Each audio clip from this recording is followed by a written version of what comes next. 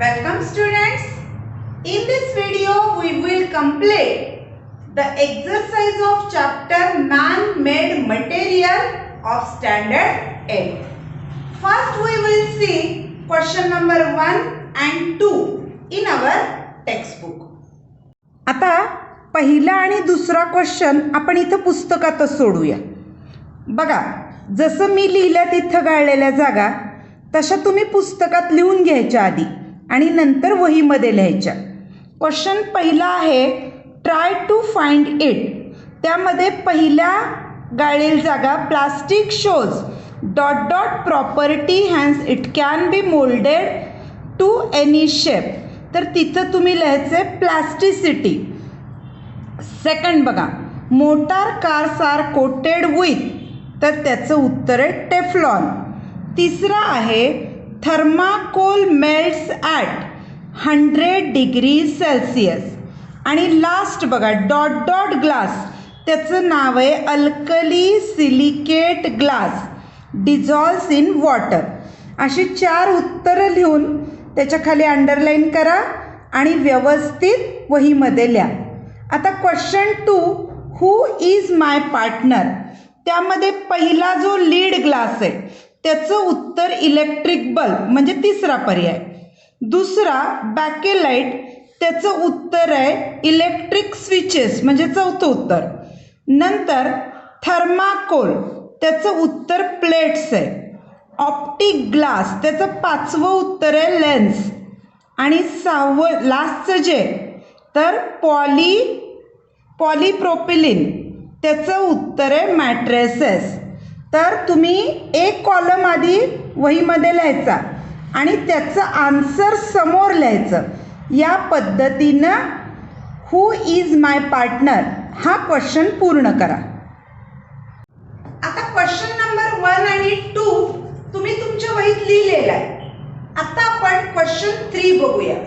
मी फळ्यावर फक्त आन्सर लिहिले आणि तुम्ही काय करायचं, प्रश्न उत्तर दोन्ही वहीमध्ये लिहायचंय. क्वेश्चन 3 काय दिलाय, आन्सर द फॉलोइंग. त्यामध्ये पहिला बघा, thermocol is produce from which material हा प्रश्न विचारलेला आहे. आता त्याचा आन्सर आपण लिहिलंय thermocol is made from polystyrene. एवढंच उत्तर तुम्ही वहीमध्ये लिहायचंय. पण वहीमध्ये लिहिताना प्रश्न पण लिहायचा आणि उत्तर पण लिहायचंय. सेकंड क्वेश्चन बघा, राईट युजेस ऑफ पीव्हीसी. आता पीव्हीसी म्हणजे पॉलीविनल क्लोराईड. आपण इथं बरेच यूज लिहिलेत बघा. काय काय यूज आहेत, PVC or polyvinyl chloride is use for making. आता काय काय यूज आहे, तर पहिला यूज बॉटल मेकिंग, दुसरा raincoat, pipes, handbag, shoes, electric cable insulations, furniture, ropes, toys etcetera. हे सगळे काय आहेत, तर युजेस ऑफ पीव्हीसी. त्याच्यानंतर क्वेश्चन नंबर सी बघा. सी मध्ये तुम्हाला काय दिले, write the natural or manmade raw material of the following atom. आता काही तुम्हाला काय दिले की वस्तूंची नावं दिले आणि त्याच्यासाठी कोणतं नॅचरल मटेरियल, रॉ मटेरियल म्हणजे कच्चा माल, किंवा कोणता मॅनमेड रॉ मटेरियल वापरलं जातं तर हे विचारले. आता आपण इथे एक तक्ता केलाय. तुम्ही पण अशा तक्त्याच्या रूपातच उत्तर लिहायचंय. तर ओळीने एक एक जे आपल्याला दिलेत तिथं ते भाग आपण बघूया. पहिला बघा, पहिला ॲटम दिलाय, दुसरा नॅचरल रॉ मटेरियल्स दिलाय, तिसरा मॅनमेड रॉ मटेरियल्स दिलाय. आणि आता या तक्त्यामध्ये आपल्याला जे दिले ते ओळीनं आपण एक एक लिहिले. पहिला बघा, पहिला दिलाय मॅट्रेसेस. आता मॅट्रेसेस म्हणजे चटई. कशापासून बनली जाती, जर नॅचरल पासून बनवायची असेल तर कॉटन और कोर. कोर म्हणजे जूट वगैरे हे मटेरियल असतं, त्याला कोर म्हटलं जातं. दुसरं जे म्हणजे मॅट्रेस मॅनमेड कुठल्या मटेरियल पासून बनवली जाती, तर पॉलीप्रोपिलीन. पॉलीप्रोपिलीन पासून चटया बनवल्या जातात. दुसरं बघा, बीकर. बीकर म्हणजे प्रयोगशाळेत वापरतात ते बीकर, भांडी. नॅचरल कोणत्याच मटेरियल पासून बीकर बनवलं जात नाही. ग्लास या मॅनमेड मटेरियल पासून बीकर बनवलं जातं. तिसरं बघा, बँगल्स म्हणजे आपण घालतो त्या बांगड्या. आता नॅचरल मटेरियल मध्ये माहिती आहे तुम्हाला की गोल्ड, सिल्वर, लाख, कॉपर, लाखेच्या बांगड्या असतात बघा संक्रांतीच्या वेळी. हे सगळे नॅचरल मटेरियल जे बँगल बनवण्यासाठी उपयोगी पडतात. आणि इकडं प्लास्टिक आणि ग्लास. त्याच्या पुढचं चेअर, खुर्ची. आता हे कशापासून, तर वूड, आयर्न यांच्यापासून खुर्च्या बनवल्या जातात. आणि मॅनमेड मध्ये प्लास्टिक. त्याच्या पुढचं आहे गनी बॅग्स. गनी बॅग्स म्हणजे आपण ज्या बॅग्स वापरतो पिशव्या, तर त्या नॅचरल मध्ये ज्यूट आणि कॉटन पासून बनवल्या जातात आणि मॅनमेड मध्ये प्लास्टिक पासून बनवल्या जातात. नंतर ब्रूम. ब्रूम म्हणजे काय की धागे. तर हे कशापासून, तर प्लांट फायबर. प्लांट वनस्पतीचे जे धागे त्याच्यापासून बनवलं. आणि प्लास्टिक फायबर प्लास्टिक पासून बनवले जातात. पुढचा नाईफ. नाईफ म्हणजे सुरी. तर नॅचरल मध्ये आयर्न पासून बनवलं जातं आणि मॅनमेड मध्ये प्लास्टिक पासून, तुम्ही केक कापायला प्लास्टिकच्या सुऱ्या वापरता बघा, तर त्या नाईफ बनवल्या जातात. आणि लास्टचं पेन. आता तुमच्या सगळ्यांकडे तर सर्रास प्लास्टिकचे पेन आहेत, पण काही जे थोडेसे भारीतले पेन असतात ते मेटल पासून बनवलेले असतात. हौशी लोक तर अगदी चांदी, सोन्याचे सुद्धा पेन बनवून घेतात. आता क्वेश्चन 4 जो क्वेश्चन 4 मध्ये डिस्टिंग्विश बिटवीन दिले. त्यामधला एक डिस्टिंग्विश जो थर्मोसेटिंग प्लास्टिक आणि थर्मोप्लास्टिक असा जो डिस्टिंग्विश आहे, तर तो आपल्या मागच्या व्हिडिओमध्ये आपण तो फळ्यावर फरक लिहिलेला होता. तर तुम्ही काय करायचं, तो व्हिडिओ बघितला नसेल तर तो व्हिडिओ बघायचा, त्याचा स्क्रीनशॉट काढून त्याचा फरक तुम्ही वहीमध्ये लिहून काढायचा. आता पहिला जो फरक आहे, man-made material and natural material, तर याचे काही पॉइंट्स आपण फळ्यावर लिहिलेले आहेत.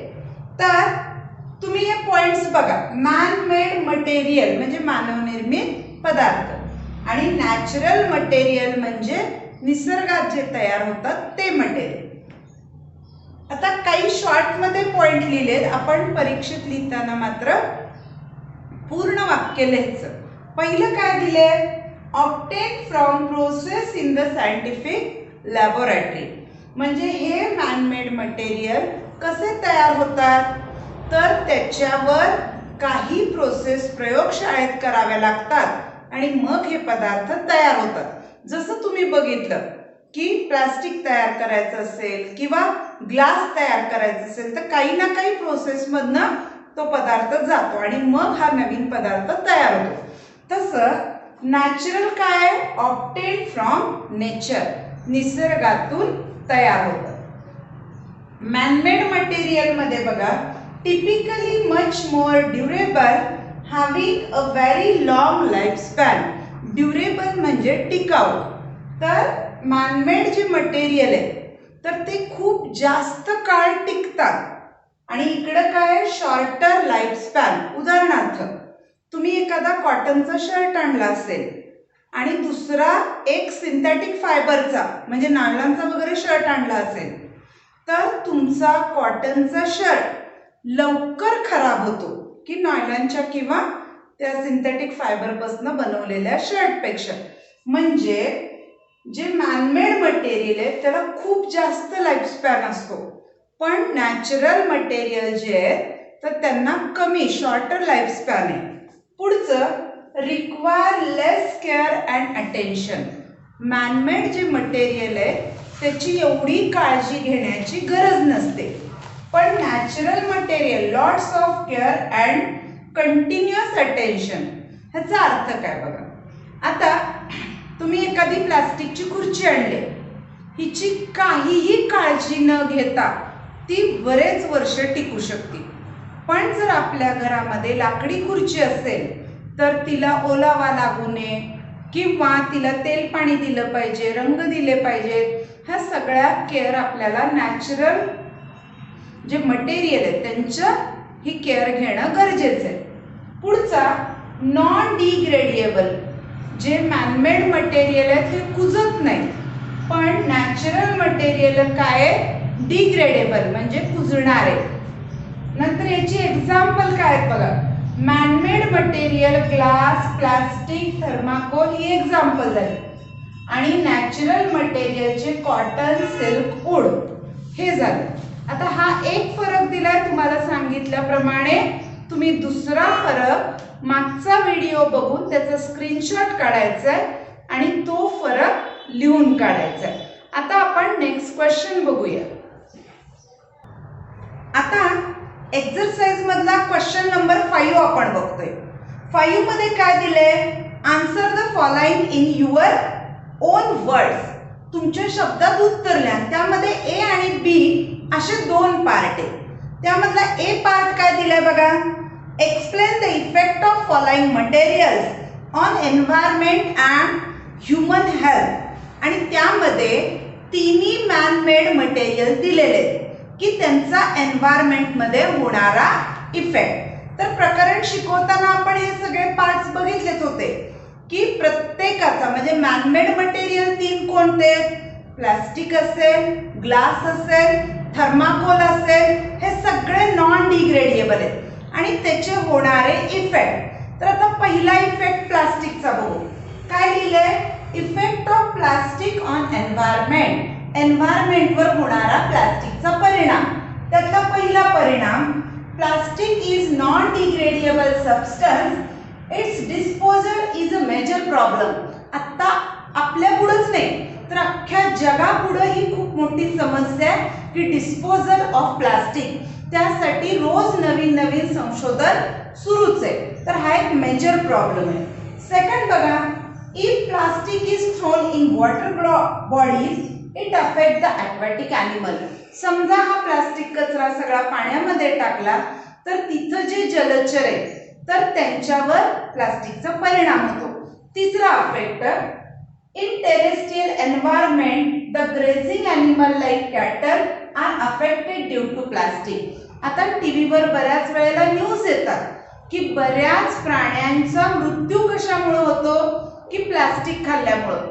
काय असतं, आपण काही अन्नपदार्थ प्लास्टिक मधनं आणतो आणि ते तसंच फेकून दिलं जातं कचऱ्यावर आणि त्या वासानं कुठलीही जनावरं ते प्लास्टिक पिशवी सहित खातात. तर त्यामुळं त्यांच्या पोटामध्ये प्लास्टिक जमा होतं आणि त्यांचा मृत्यू होतो. ही पण एक मोठी समस्या आहे. Last, it Burns. If it Burns emit very toxic gases. आता हे सगळं नको म्हणून जर प्लास्टिक जाळलं तर त्याच्यातून अतिशय विषारी असा वायू बाहेर पडतो. In landfill site it remains unchange for thousands of year. आता लँडफिल साइट असतात. लँडफिल साइट म्हणजे काय, की एक मोठा खड्डा खणला जातो आणि त्यामध्ये पूर्ण शहराचा कचरा पुरला जातो की त्यामधून चांगल्या पद्धतीचं खत किंवा काही बायोगॅस निर्माण होतात. पण यामध्ये सुद्धा प्लास्टिकचा उपयोगच नाही, कारण प्लास्टिक हे कुजतच नाही. त्यामुळं हजारो वर्ष ते तिथं तसंच पडून राहतं. हे झाले इफेक्ट्स ऑफ प्लास्टिक. पुढचा जो आहे तो म्हणजे glass. Effects of glass on environment. आता ग्लासचे काय काय एन्व्हायरमेंटवर परिणाम होत आहेत बघा. पहिला, in production of glass many hazardous gases like sulphur dioxide, nitrogen dioxide, carbon dioxide cause green house effect. आता प्रोडक्शन ऑफ ग्लास आपण बघितलेले की ज्यामध्ये खूप जास्त प्रमाणात sulphur dioxide, nitrogen dioxide, carbon dioxide असे गॅसेस तयार होतात आणि जे ग्रीन हाऊस इफेक्ट करतात. आता ग्रीन हाऊस इफेक्ट म्हणजे काय ते तुम्हाला पुढच्या इयत्तेत येणारच आहे. पण थोडक्यात लक्षात घ्या की पृथ्वीच्या ॲटमॉस्फिअरमध्ये परत डबल येणारे जे गॅसेस आहेत म्हणजे परत फिरून येणारे तर ते ग्रीन हाऊस इफेक्ट करतात. म्हणजे टेम्परेचर तेवढं पृथ्वीचं वाढवतात. तर या गॅसेसमध्ये हे 3 नावं आहेत, सल्फर डायऑक्साईड, कार्बन डायऑक्साईड आणि नायट्रोजन डायऑक्साईड. हे तिन्ही गॅसेस ग्लास निर्मितीत तयार होतात, त्यामुळे हे घातक आहेत. हजार्डस म्हणजे घातक. दुसरा effect, glass is non degradable causes pollution. Glass सुद्धा प्लास्टिक सारखा कुजतच नाही आणि त्यामुळं हा पोल्युशन क्रिएट करतो. Third point, if glass is dispose in aquatic environment it affects animal and plant. Plastic जसं पाण्यात टाकल्यावर तिथल्या aquatic plants आणि animalsवर इफेक्ट करतो, तसाच सेम ग्लास सुद्धा काय होतो की aquatic animals आणि प्लांट्सवर परिणाम करतो. लास्ट इफेक्ट बघा, glass pieces block the drainage. समजा ड्रेनेज मध्ये असे ग्लासचे तुकडे पडले तर ते ड्रेनेज ब्लॉक करू शकतात. हे झाले effects of glass on environment. लास्टचा इफेक्ट बघा, effect of thermocol on environment. आता तुम्हाला माहिती आहे की थर्माकोल मध्ये एक अतिशय घातक पदार्थ, त्याचं नाव सीरिन. आपण शिकवताना हे बघितलं होतं आणि त्याच्यामुळं जो सतत थर्माकोलच्या सहवासात राहील तर त्याला काय होतात, ब्लड कॅन्सर होतात. तर हा पहिला इफेक्ट आहे. पहिला, thermocol contain carcinogenic ingredient styrene. Styrene नावाचं जे घातक पदार्थ आहे थर्माकोलमध्ये, ते काय करतं, if there is prolong contact with thermocol, थर्माकोलच्या जास्त सहवासात जर राहत असाल, there is a possibility of blood cancer like leukemia and lymphomia. Leukaemia, lymphoma ही ब्लड कॅन्सरची नावे आहेत आणि ती कशामुळे होतात की सततचा थर्माकोलचा सहवास. Second, thermocol is non degradable causes pollution. जो पदार्थ कुजत नाही ते सगळे काय करतात, पोल्युशन निर्माण करतात. तिसरा, if it Burns releases toxic gases in environment. जर हे परिणाम कमी करण्यासाठी थर्माकोल जाळला तर तो विषारी गॅस तयार करतो. पुढचा, the plates cups use for taking food may affect the health. आता आपण बघितलं की बराच मास गॅदरिंग मध्ये किंवा जिथे लग्न असतात तर सगळीकडे सर्रास थर्माकोलच्या प्लेट्स वापरल्या जातात आणि त्याच्यामधलं गरम अन्न जर त्यामध्ये खाल्लं किंवा ते परत रिहीट केलं तर त्याच्यामधला सिरिंज हा आपल्या पोटामध्ये जाऊन आपल्याला हेल्थ प्रॉब्लेम येऊ शकतात. हा झाला क्वेश्चन 5A कंप्लीट झाला. आता बी मध्ये काय क्वेश्चन दिलाय बघा, which measures will you arrange to minimize the environmental problem arising due to non-degradable plastic. प्लास्टिकमुळे तयार होणाऱ्या ज्या समस्या आहेत त्या कमी करण्यासाठी तुम्ही कोणते उपाय कराल, तर आपण 4R प्रिन्सिपल बघितलं. काय बघा, measures to minimise the environmental problem due to non degradable plastic, follow the 4R principle. कोणते कोणते 4R आहे, पहिला reduce, minimum use of plastic. दुसरा रियूज म्हणजे use again and again that plastic. Third, recycle, use again after processing. And last, recover, reclaiming the plastic. आता तुम्ही याचा screenshot काढून घ्या आणि स्क्रीनशॉट काढल्यानंतर हे तुमच्या वहीमध्ये लिहा. हे झाल्यावर आपण क्वेश्चन नंबर 6 बघूया. आता या एक्झरसाइजचा लास्ट क्वेश्चन आहे, राईट शॉर्ट नोट ऑन. हे भाग शिकवताना आपण आधी लिहिलेलेच आहे, तरी पण इथं काही पॉइंट्स आपण लिहिलेले आहेत बघा. पहिला आहे तो म्हणजे ग्लास प्रोडक्शन. तर काच निर्मितीमध्ये कोणकोणते पॉइंट्स येतात, त्यातला पहिला point, mixture of sand, soda, lime and small quantity of magnesium oxide is heated in furnace. म्हणजे कुठले कुठले इन्ग्रेडियंट्स, तर किमान सँड, सोडा, लाईम आणि थोड्या प्रमाणात मॅग्नेशियम ऑक्साइड हे सगळे कंटेंट एकत्र करून त्याचं मिक्सचर भट्टीमध्ये तापवलं जातं. सेकंड स्टेप बघा. Silicon dioxide melts at 1700 degree Celsius so as to melt the mixture at low temperature. Pieces of discarded glass are added to it. यातला सिलिका म्हणजे वाळू जी आहे तर तिचा मेल्टिंग पॉइंट अतिशय जास्त असतो म्हणजे 1700 डिग्री सेल्सिअस. तर हा मेल्टिंग पॉइंट थोडासा कमी व्हावा म्हणून यामध्ये काचेचे तुकडे घातले जातात. त्यामुळे मिक्सचर काय होतं, मिक्सचर मेल्ट्स ॲट 850 डिग्री. तर त्यामुळं तापमान थोडं कमी होतं मिक्सचरचं. आता हे सगळं mixture once all the ingredients of mixture are liquefied, it is heated up to 1500 degree Celsius. सगळे मिश्रण एकदा पातळ झालं की ते 1500 डिग्री पर्यंत तापवलं जातं. The mixture is immediately cooled. एकदा 1500 पर्यंत तापवलं की अचानक ते थंड केलं जातं. त्यामुळं काय होतं, due to sudden cooling mixture becomes homogeneous, amorphous and transparent. त्यामुळे हे मिक्सचर कसं बनतं, एकसारखं होमोजिनियस म्हणजे समांगी मिश्रण बनतं, अमॉर्फस अँड ट्रान्सपरंट. हे झालं प्रोडक्शन ऑफ ग्लास. दुसरी शॉर्ट नोट आहे ती म्हणजे ऑप्टिक ग्लास. आता त्यामध्ये 3 पॉइंट येतात. पहिलं म्हणजे प्रोडक्शन, दुसरा म्हणजे ऑप्टिक ग्लासची जी प्रॉपर्टी आहे ती, आणि तिसरा म्हणजे त्याचा यूज.